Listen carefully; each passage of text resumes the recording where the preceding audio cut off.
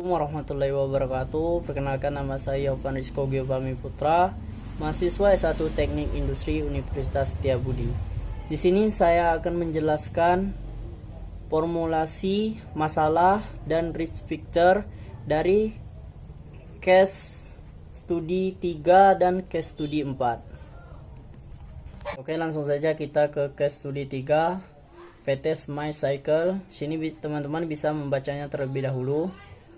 Untuk sistem of interest-nya, sini menggunakan make to stock.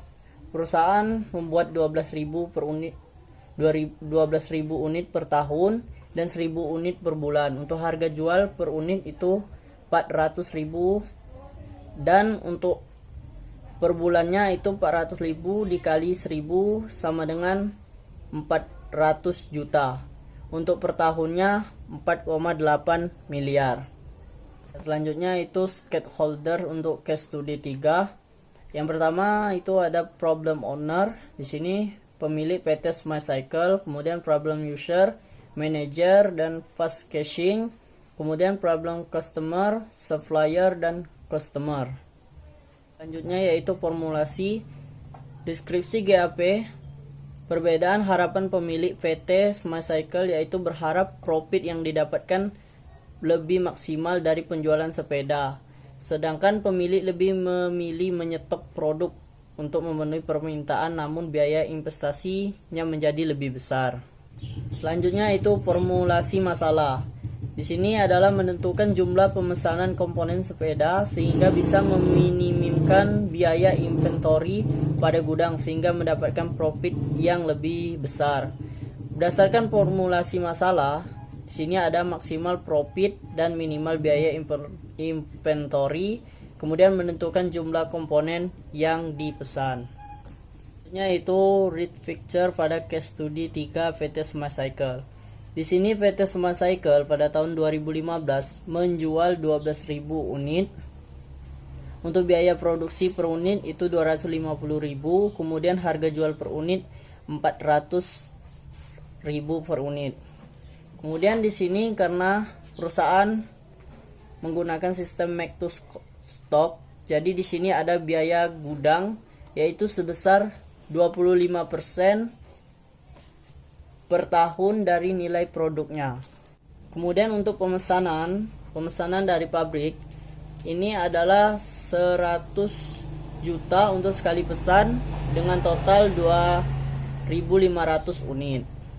Untuk lebih jelas risk factor-nya bisa dilihat pada gambar.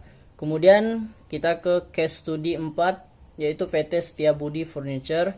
Bisa kalian baca terlebih dahulu. Di sini saya akan menjelaskan system of interest-nya. Di sini juga menggunakan make to stock.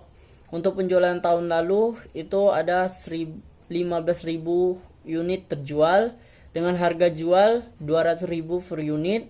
Untuk ongkos bahan baku itu 55.000 per unit dan ongkos tenaga kerja 7.500 per unit. Kemudian stakeholders, sini problem owner, pemilik PT Setiabudi Furniture, kemudian problem user, manajer produksi, gudang dan pekerja, kemudian problem customer, manajer produksi dan gudang.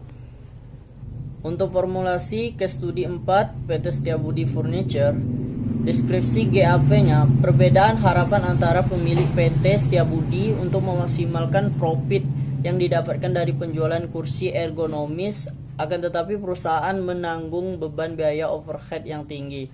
Perusahaan juga ingin menjaga eksistensinya di market dengan cara menyetok, namun biaya inventorinya menjadi lebih besar. Kemudian formulasi masalah di sini menentukan jumlah kursi yang akan diproduksi untuk memenuhi permintaan pasar dan mengurangi biaya inventory. Berdasarkan formulasi masalah di sini ada memaksimalkan profit dan meminimalkan biaya inventory, kemudian menentukan jumlah kursi yang akan diproduksi. Risk factor case studi 4 PT Setiabudi Furniture. Di sini PT Setiabudi Furniture membuat produk jadi dengan harga per unit 200.000. Kemudian untuk ongkos bahan baku per unit 50.000, 55.000 dan untuk ongkos tenaga kerja 7.500 per jam.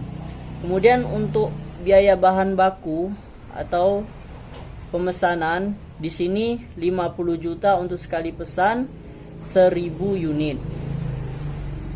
Di sini juga ada biaya gudang, yaitu ongkos destimasi 5% dari nilai produk dan ongkos inventory bahan baku 2% dari barang. Kemudian di sini perusahaan juga ada biaya overhead. Biaya overhead yaitu 200 juta per tahun. Di sini biaya overheadnya biaya promosi, pemeliharaan, pajak, gaji dan gaji karyawan. Kemudian produk jadi tahun lalu di sini sekitar ada 15.000 unit terjual. Untuk lebih jelasnya bisa dilihat pada gambar. Itu saja yang dapat saya sampaikan. Lebih dan kurangnya saya mohon maaf. Wassalamualaikum warahmatullahi wabarakatuh.